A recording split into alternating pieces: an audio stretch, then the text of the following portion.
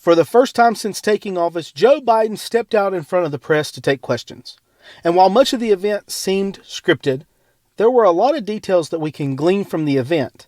And it seems that some of those Republican and independent voters that believed all the Biden lies during the campaign, well, it seems they're finally seeing the truth. You're listening to the Closet Conservative Podcast.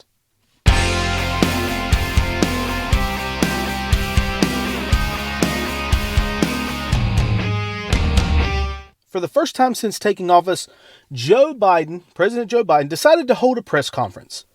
It was not because of any specific event, but it was most likely due to the fact that he has faced some intense backlash from members of the media for his failure to hold a press conference in so long since taking office. This was certainly a highly controlled event, but not nearly as scripted as his town halls have been. In fact, one photo circulating online shows how Biden was given a list of reporters with photos so he could remember who was who and which reporters to call on. Now that's a big change from the relationship that the press had with the previous administration. Biden went through his list. He picked 10 reporters, snubbing Fox News yet again. The Fox News White House correspondent Peter Doocy was quick to ask about that on Friday to the press secretary. And as normal, the press secretary dodged the question, and that's what we would come to expect. But I think the question from Doocy is correct, and it's valid. Who is on the president's list, and why are they on his list? Well, they're on the list because they will celebrate anything that he does, of course, which is just what the mainstream media has done. They celebrated the press conference after it took place.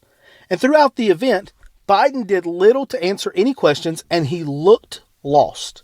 He mumbled and made confusing comments multiple times. He talked about being in the Senate for 120 years. He could not complete sentences many times, and in one particular video that you can find online, he was speaking gibberish. It was a painful event for anyone to watch, especially Americans. As you watch this event, you realize that our president has obvious mental problems, and we are the laughing stock across the world for our leader.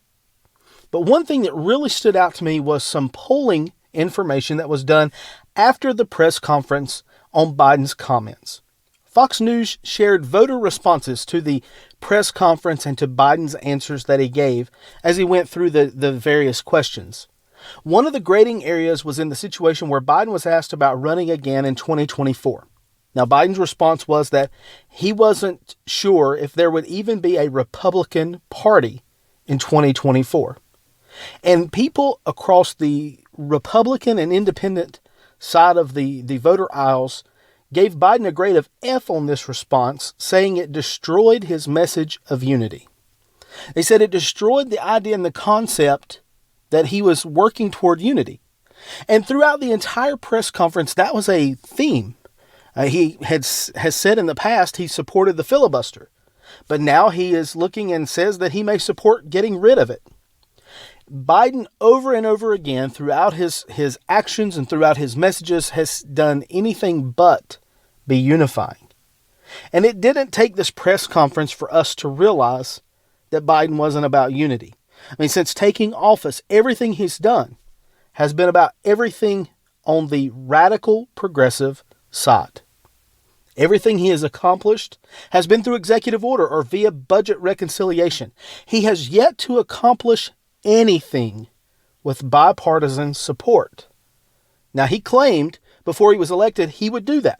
He claimed that he had experience to reach across the aisle and do something with the other side.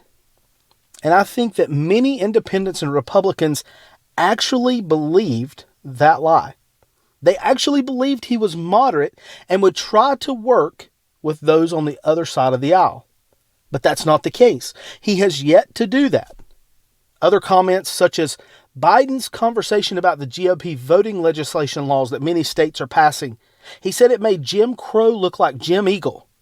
And Republicans and independents alike said that this was confusing and not an appropriate analogy for the president to use.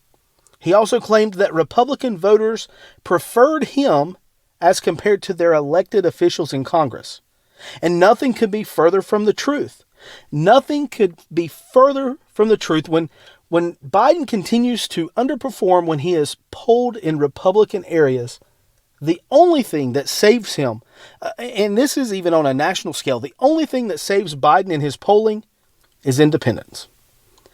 Democrats are thrilled with their puppet's performance so far. They're thrilled that he is in the White House, that he is following their orders and doing exactly what they want. The progressives are excited because Biden is not asking questions. He's not standing in their way. They're literally doing whatever they want. He will not stand in the way of the radical agenda at all. But independents and Republicans who voted for Biden, they're seeing something different about Joe Biden. He is not that unifier that he claimed. He is not the moderate that he claimed. As I said ago, he thinks that he could support abolishing the filibuster now. He has altered his promises on taxes. He initially said he would not raise them on anyone making over $400,000, but now he desires to raise taxes on millions more Americans than he said he did initially.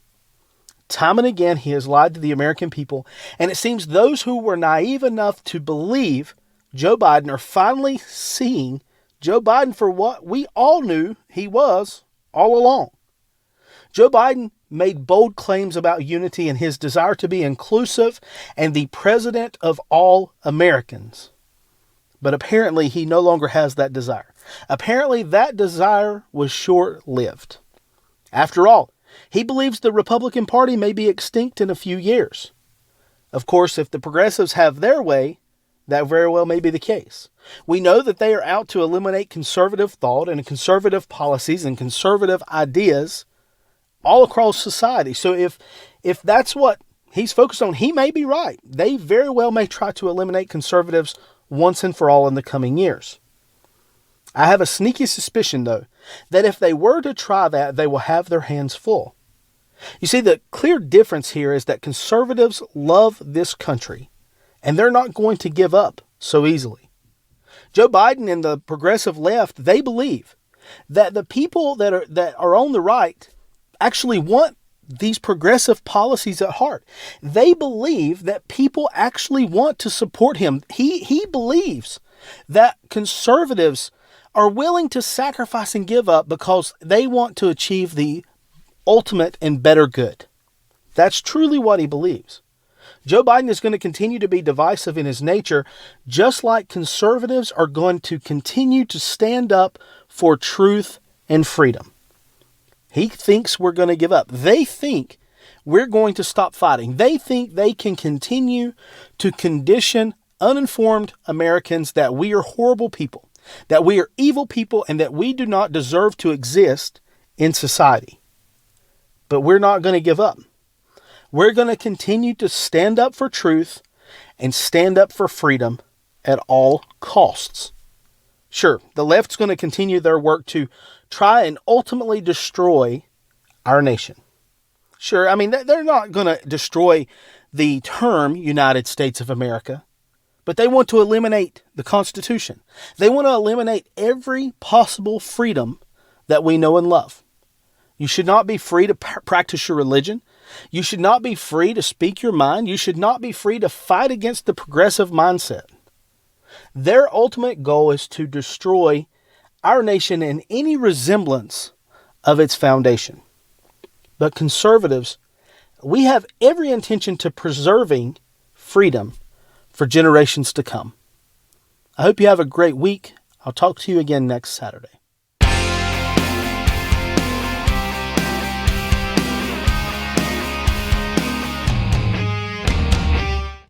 The Closet Conservative Podcast is a production of The Liberty Loft. Copyright The Liberty Loft 2021. You can find more shows and information on our website, www.thelibertyloft.com, or on any of our social media channels.